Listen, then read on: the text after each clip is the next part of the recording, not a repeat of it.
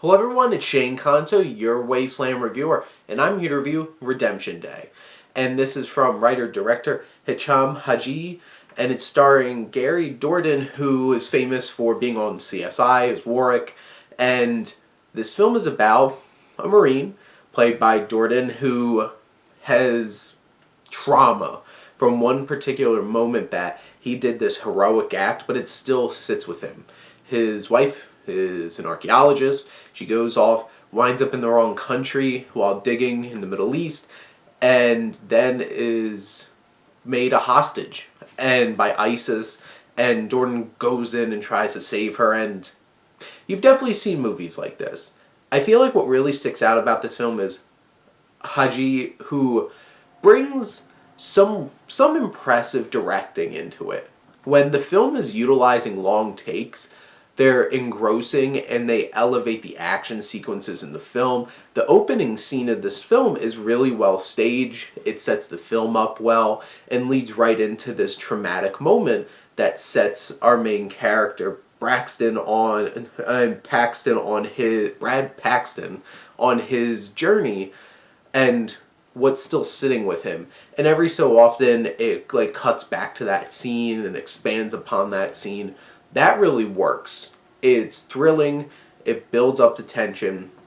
You have Paxton, who has, Dourdan has solid chemistry with Surinder Swan, who plays his wife. He has some really good chemistry with Ernie Hudson, who plays his dad. But this film gets bogged down in so much of, you know exactly what's happening, and then you throw in some, what feels like forced there's some bad things going on with the government here, and it's just is this really important? Because the film doesn't really expand upon those elements, even though by the end it really tries to set up a sequel and looking into lobbyists, and has actor Martin Donovan, who plays this government guy, who's his presence there, he always just seems like a shady kind of guy.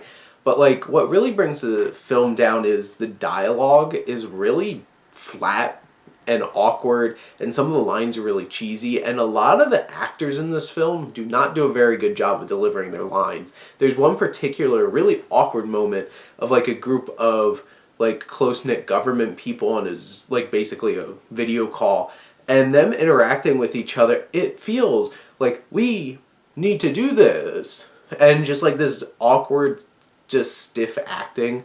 And then Andy Garcia's in it. Andy Garcia is a really quality actor. Some of the lines he has to say are awful, and he couldn't even deliver them that made them feel earnest and passionate or real. And Dourdan's he's a solid lead in the film. He's not extremely charismatic, and they try to throw in some lines to give him a little personality, but they just kind of fall flat.